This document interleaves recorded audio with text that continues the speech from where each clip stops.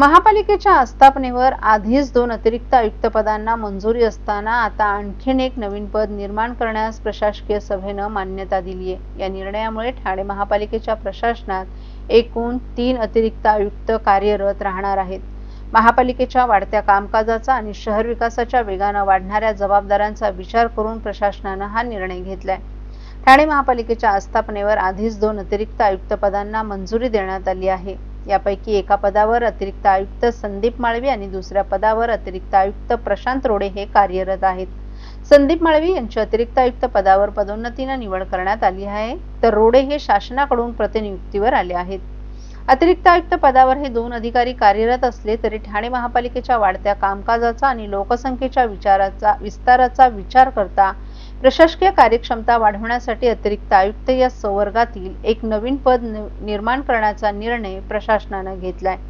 या संबंधीच्या प्रस्तावास नुकत्याच झालेल्या प्रशासकीय सभेत मान्यता देण्यात आली आहे। ठाणे महापालिकेचं वाढतं कामकाज, महापालिका क्षेत्रातील वाढणारी लोकसंख्या, नवीन प्रकल्प आणि महापालिकेच्या सर्वसाधारण सुविधा पुरवण्याबाबतचे दायित्व याचा विचार करून तसंच महापालिकेकडून राबवल्या जाणाऱ्या अनेक महत्त्वाच्या योजनांची अंमलबजावणी आणि नियंत्रण यासाठी अतिरिक्त आयुक्त या संवर्गाचं एक पद नव्यानं निर्माण होणं आवश्यक आहे। त्यासाठीही या पदाची निर्मिती करण्यात येत असल्याचं पालिकेनं प्रशासनानं प्रस्तावात म्हटलं आहे। ठाणे महापालिकेच्या आस्थापनेवर अतिरिक्त आयुक्त या संवर्गासाठी एक पद नव्यानं निर्माण करण्यासाठी महापालिकेचा ठराव आवश्यक आहे। त्यामुळे या प्रस्तावास प्रशासकीय सभेने नुकतीच मान्यता दिली आहे। या निर्णयामुळे ठाणे महापालिकेच्या प्रशासकीय कार्यक्षमतेत वाढ होऊन शहर विकासाच्या कामांना गती मिळण्याची अपेक्षा व्यक्त केली जात आहे।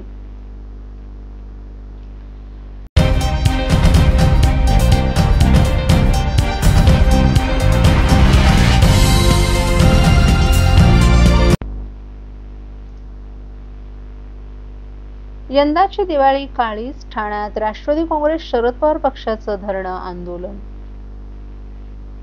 राज्याच्या विविध जिल्ह्यात झालेल्या अतिवृष्टीमुळे शेतकरी देशोधडीला लागलाय। शेतकऱ्यांचे अश्रू पुसण्याऐवजी हे सरकार फसव्या घोषणा करतायत असा आरोप करत राष्ट्रवादी काँग्रेस शरद पवार पक्षाचे राष्ट्रीय सरचिटणीस डॉ. जितेंद्र आव्हाड यांच्या मार्गदर्शनानुसार जिल्हा अध्यक्ष मनोज प्रधान यांच्या नेतृत्वाखाली जिल्हाधिकारी कार्यालयासमोर काळे कपडे परिधान करून तसंच काळ्या फिती बांधून धरणं आंदोलन करत काळी दिवाळी साजरी करण्यात आली। यावेळी कार्यकर्त्यांनी महायुती सरकार विरोधात जोरदार घोषणाबाजी केली।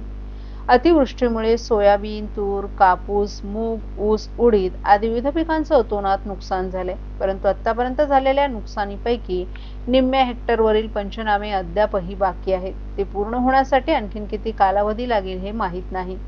अतिवृष्टीने काढणीला आलेली पिकं वाहून गेली, गोठ्यातील दुभती जनावरं, बैल, शेळ्या, कोंबड्या वाहून गेल्या, तरीही या सरकारनं अद्यापही मदत दिली नाही। अशा परिस्थितीत दिवाळी साजरी कशी करायची या चिंतेत शेतकरी आहे, मात्र सरकारकडून ठोस उपाययोजना केल्या जात नाहीत। त्याच्या निषेधार्थ हे आंदोलन करण्यात आलं। यावेळी शेतकऱ्यांची सरसकट कर्जमाफी करून नियमित कर्ज भरणाऱ्या शेतकऱ्यांना प्रोत्साहनपर 75,000 रुपये देण्याची आणि अतिवृष्टीग्रस्त शेतकऱ्यांना हेक्टरी 50,000 रुपये मदत द्यावी, सर्व पिकांना किमान आधारभूत किंमत देणारा कायदा करावा, परतीच्या पावसामुळे झालेल्या नुकसानीचे पंचनामे वेळेवर करून शेतकऱ्यांना मदत करावी, अतिवृष्टी किंवा इतर नैसर्गिक आपत्तीमुळे झालेल्या पिकांच्या नुकसानाची भरपाई त्वरित मिळावी, शेती पंचनामे वेळेवर न करणाऱ्या ग्रामपंचायत अधिकाऱ्यांवर कारवाई करावी आणि मच्छीमार यांच्या विविध मागण्या पूर्ण कराव्यात आदी मागण्यांचं निवेदन जिल्हाधिकाऱ्यांमार्फत मुख्यमंत्र्यांना देण्यात आलं। पॅकेजच्या नावाखाली या सरकारनं अतिवृष्टीग्रस्तांची मोठी फसवणूक केल्याचं मनोज प्रधान यांनी सांगितलं। दिवाळीपूर्वी मदत जाहीर करण्याचं आश्वासन तर हवेतच विरले। सरसकट कर्जमाफी करण्याची आज खरी गरज असताना सरकार कर्जमाफीचा शब्दही उच्चारायला तयार नाही। हेक्टरी 50,000 रुपये मदत देण्याऐवजी केवळ आकडेमोड करून शेतकऱ्यांना चुना लावण्याचं काम केलं, परंतु आम्ही मात्र त्यासाठी जनतेच्या सहकार्यानं रस्त्यावरचा संघर्ष करू आणि या सरकारला सरसकट कर्जमाफी, हेक्टरी 50,000 रुपये मदत आणि यासह इतर मागण्या करण्यास भाग पाडू, असंही मनोज प्रधान यांनी सांगितलं।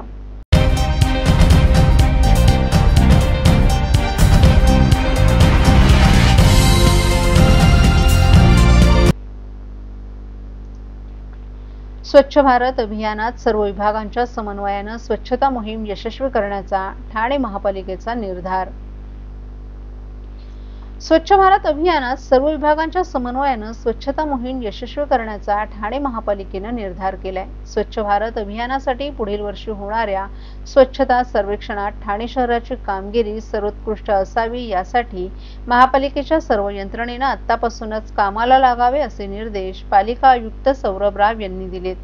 स्वच्छ भारत अभियानाच्या तयारीच्या दृष्टीने मार्गदर्शन करण्यासाठी महापालिका आयुक्त सौरभ राव यांच्या अध्यक्षतेखाली बैठकीचे आयोजन अरविंद पेंडसे सभागृहात करण्यात आलं होतं। सर्व विभागाच्या समन्वयाने स्वच्छता मोहीम यशस्वी करण्याचा निर्धार या बैठकीत करण्यात आला। या बैठकीत घनकचरा व्यवस्थापन विभागाच्या वतीने उपायुक्त मनीष जोशी आणि आरोग्य अधिकारी डॉक्टर राणी शिंदे यांनी स्वच्छ भारत अभियानासाठी आवश्यक असणाऱ्या गोष्टी, प्राथमिक तयारी आणि सर्व विभागांच्या जबाबदारी यांच्याविषयी सादरीकरण केलं। महापालिका क्षेत्रात स्वच्छता राखणे हे आपलं मूलभूत कर्तव्य आहे। त्याकरिता अधिकारी आणि कर्मचाऱ्यांना प्रोत्साहन मिळावं यासाठी केंद्र सरकारने स्वच्छ भारत अभियान आणि राज्य सरकारने माझी वसुंधरा अभियान या स्पर्धांचं नियोजन केले। आपण आपले काम गुणवत्तापूर्ण करण्याची आवश्यकता आहे।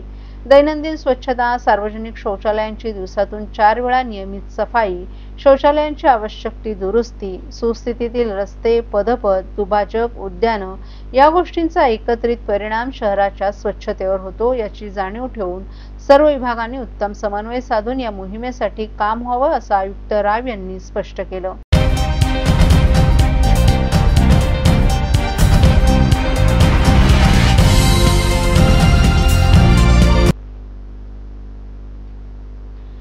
महाराष्ट्र प्रदूषण नियंत्रण मंडळाकडून फटाक्यांची चाचणी।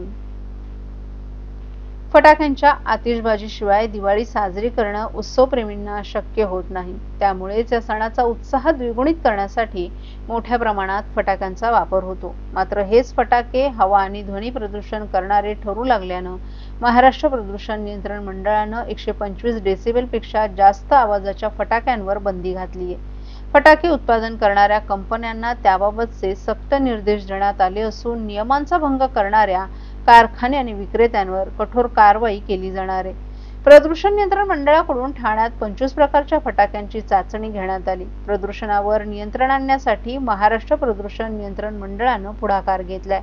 बाजारात विक्रीसाठी आलेल्या फटाक्यांवर मंडळांची नजर असून प्रदूषण पसरवणारे संशयित फटाके ताब्यात घेऊन त्यांची गुरुवारी मोकळ्या मैदानात फटाके फोडून चाचणी घेण्यात आली। यावेळी मंडळानं उपप्रादेशिक अधिकारी आनंद काटोले, उपप्रादेशिक अधिकारी संजू रेदासानी, ठाणे महानगरपालिकेच्या प्रदूषण नियंत्रण विभागाचे कनिष्ठ केमिस्ट ओम परळकर, स्थानिक पोलीस ठाण्याचे अधिकारी आणि इतर मान्यवरही उपस्थित होते।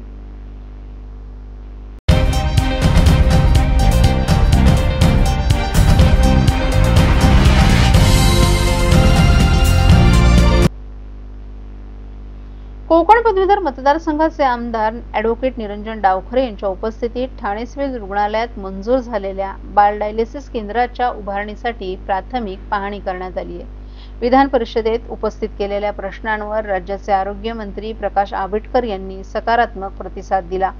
जुलै महिन्यात सादर करण्यात आलेल्या निवेदनावर त्यांनी या महत्त्वाच्या प्रकल्पाला तात्काळ मंजुरी दिली होती।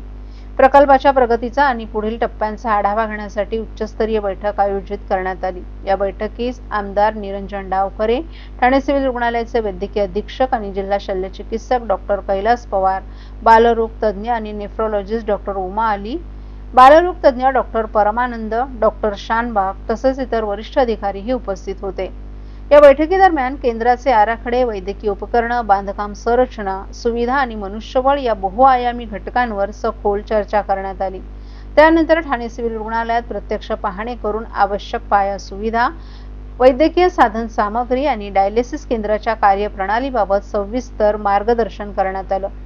ठाणे सिव्हिल रुग्णालयात मंजूर झालेल्या बाल डायलिसिस केंद्रामुळे ठाणे, पालघर आणि जवळपासच्या जिल्ह्यांमधील बाल रुग्णांनाच नव्हे तर महाराष्ट्र, गुजरात सीमेपासून ते तळ कोकण आणि गोव्याच्या देशीपर्यंतच्या बाळ रुग्णांना मोठा दिलासा मिळेल।